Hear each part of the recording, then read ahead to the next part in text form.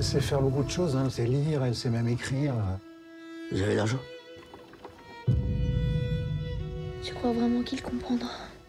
Je le connais très peu, moi. Il y a des a priori avec le film, on se demande c'est quoi une histoire de femme à barbe. Je pense que les gens viennent avec leur imaginaire et je trouve ça intéressant qu'ils soient surpris parce qu'ils voient, parce que le cinéma c'est ça, c'est emmener les gens ailleurs. Je dois vous dire quelque chose. Je ne veux pas d'une vie sans enfant. C'est un peu tout, non? Ça doit être quelque chose. Quelqu'un qui vous aime comme ça, sans condition. L'idée, c'était de raconter avant tout une histoire d'amour. C'est d'abord ça que j'avais envie, parce que je pense qu'un film, ça répond à une époque et que j'avais besoin de ça personnellement aussi. Dans un monde qui se déshumanise, j'avais envie de sentiments. Le premier film, c'était un peu le portrait d'une artiste, donc il n'y avait pas la place aux sentiments. Et là, j'avais envie voilà, d'une histoire d'amour. Et en fait, évidemment, hors norme. Reste encore, s'il te plaît. Tu dois vivre ta vie de femme. Laissez-moi vous regarder. Évidemment, j'aime effectivement les femmes hors normes. Et en fait, c'est en rencontrant le destin de Clémentine Delay, qui est une femme à barbe célèbre dans les Vosges début XXe siècle. Ça m'a tout de suite fascinée. Je me suis dit, je l'ai trouvée gracieuse, cette femme. Quelque chose qui me touchait. Voilà, vraiment profondément. Je me suis intéressée à sa vie et j'aimais bien parce que justement, elle était dans la vie, cette femme. Elle n'était pas un phénomène de foire, parce que la plupart des films qui ont déjà existé sur ce sujet, Fricks, etc., c'était justement sur ces phénomènes de foire. Et moi, ce que j'aimais, c'est de raconter une histoire dans la vie, en fait. Voilà. Et je lui ai inventé un destin d'une femme comme ça qui se libère en assumant qui elle est, mais surtout raconter une histoire d'amour absolu, sans condition.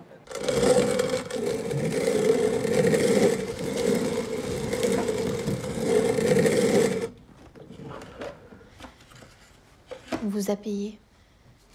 Qu'est-ce que vous avez cru avec votre père? Que j'allais accepter ça pour 15 000 francs? Il a mis beaucoup de temps à son stage. Pour être vraiment honnête, j'ai pas pris le temps de la réflexion parce que déjà j'étais tout de suite bouleversée par l'histoire.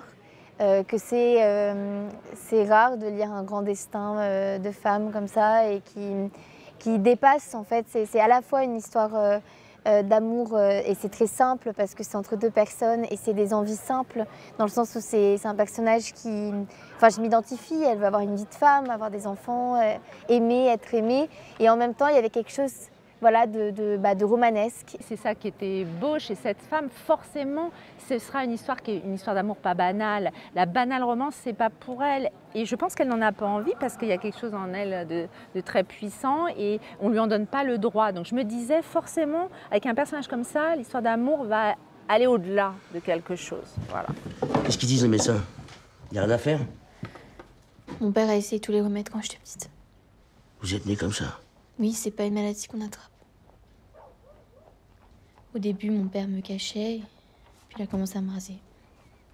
Personne ne devait savoir.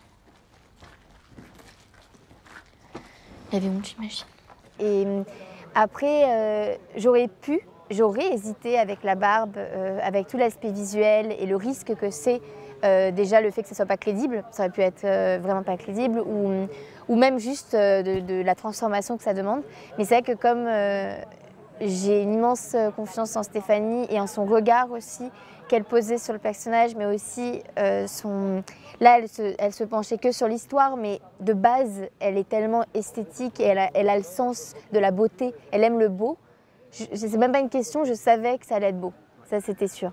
Donc j'ai pas réfléchi de ce point de vue-là. En fait, l'idée, c'était que je voulais essayer de trouver une sensualité là où on n'a pas l'habitude d'aller, en fait, où on voit tous les codes, tous les corps lisses dans les écrans, on a l'habitude, voilà. Et là, c'était de sortir quelque chose, c'est ça la magie du cinéma, c'est d'emmener le désir ailleurs. J'espérais juste que vous soyez différents. Et moi que vous soyez comme les autres. La dernière fois, vous me demandiez ce que c'est un vrai phénomène de foire. Une femme à barbe, ça c'en est un. Suffirait que je laisse pousser la mienne. Qu'est-ce qui vous a pris? Comment vous allez faire avec vos têtes? Ça fait venir les clients. C'est une femme qui s'affranchit en affrontant le regard des autres et d'assumer cette féminité en fait singulière contre les a priori de l'époque. Donc oui, effectivement, j'avais envie d'y aller en douceur. L'idée, c'était pas de regarder. Et d'ailleurs, c'est ça la complexité du personnage, c'est que c'est une femme qui s'affirme, elle n'est pas victime, elle fait de cette barbe une force, mais aussi elle va souffrir en se cachant. Et on voit qu'elle souffre aussi. C'est toute la complexité du personnage qui la rend touchante. Vous êtes belle, Rosalie. Je vous fais pas de honte.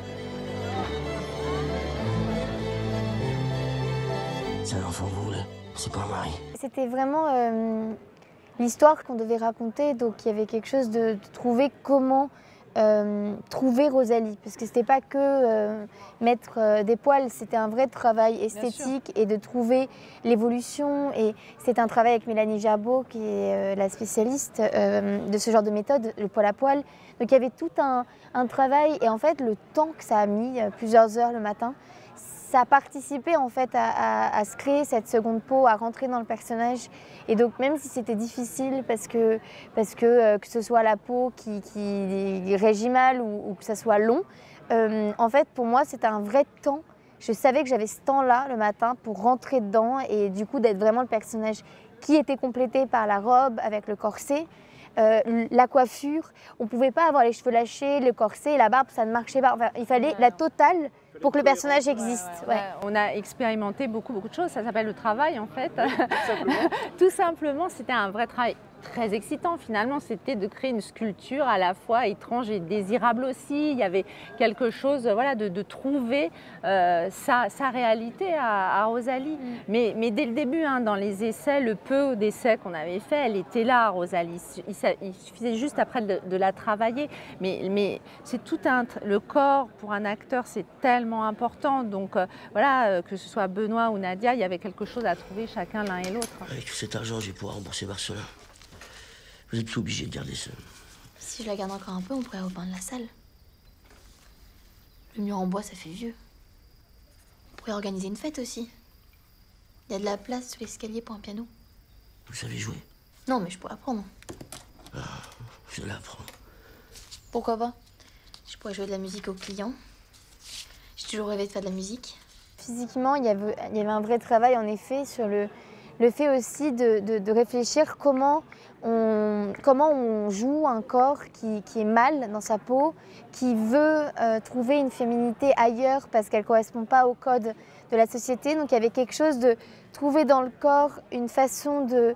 En fait, parfois on dit des choses et le corps dit autre chose, et quand elle s'affirme, en fait, le corps il traduit autre chose, où le corps aide à se sentir forte parce qu'on se met dans une posture et on se met dans une féminité parce qu'on se dit elle veut être une femme comme les autres, et donc elle l'est. Donc c'était un vrai travail physique à explorer, et c'est vrai que c'est très intéressant ça d'aborder les personnages comme ça. Et Stéphanie, elle aborde des personnages d'une façon très physique, très corporelle. Il y a quelque chose d'organique en ce sens. Les gens sont venus ici pour vérifier si c'était vrai cette histoire, c'est tout. Oui, mais ils vont continuer de venir. On pourrait embaucher quelqu'un pour servir, ça nous soulagerait. C'était une simple curiosité. C'est déjà un bon début. D'ailleurs, on a autant cherché aussi avec Benoît Magimel.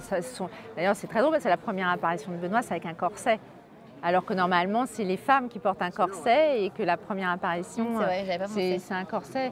Ouais. Et du coup, voilà, et de son côté, il a travaillé. C'est un homme qui a été détruit par la guerre, qui n'est plus capable d'aimer. Donc, en fait, quand elle le rencontre, c'est un homme déjà mort. Voilà, c'est ça. Et ça, il y avait un gros travail qui était fascinant aussi avec Benoît, en fait. Je vous fais pas de honte?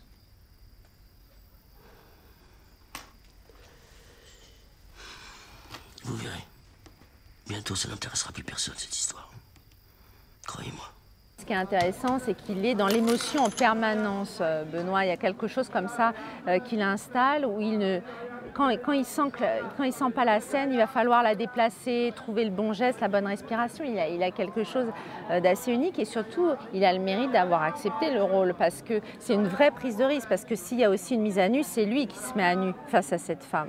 C'était un risque énorme, et il n'y avait que lui qui pouvait incarner à la fois cette sensibilité animale et physique aussi, c'est ça, et physique et intérieure, voilà.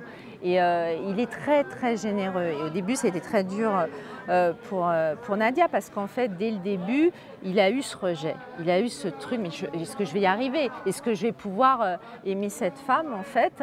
Et il était dans cette dualité et petit à petit, il s'est laissé aller en fait. Vous m'avez menti. C'est monstrueux.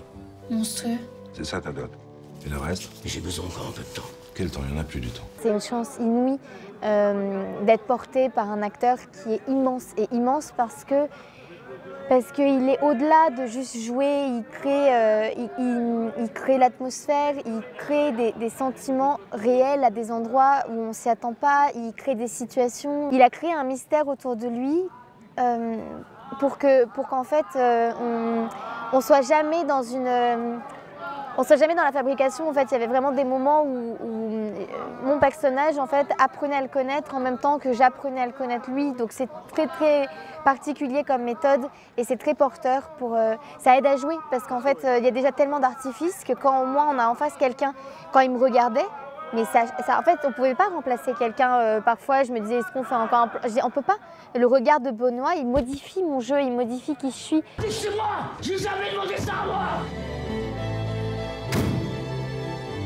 J'ai essayé de lui plaire, du coup j'ai essayé d'attirer son attention et c'est vrai qu'il était en rejet pendant le début du film parce que c'est quelqu'un d'entier. Donc il ne pouvait pas m'aimer dans la vie, me côtoyer dans la vie et puis ne pas m'aimer dans le jeu. Donc il y avait quelque chose en fait où ça a créé chez moi un endroit où il y avait un tout petit endroit où je me mêlais à Rosalie et c'est vrai que en tant que jeune comédienne qui commence, etc., c'est à ces moments-là où on se dit j'aime jouer. C'est incroyable de vivre ça. Tout a aidé, le fait qu'on ait tourné dans l'ordre chronologique, qu'on était dans le même décor. Toutes ces choses-là font qu'à un moment donné, il y a une part de nous qui a vécu des choses. C'est vraiment intéressant. C'est pas une femme, ça.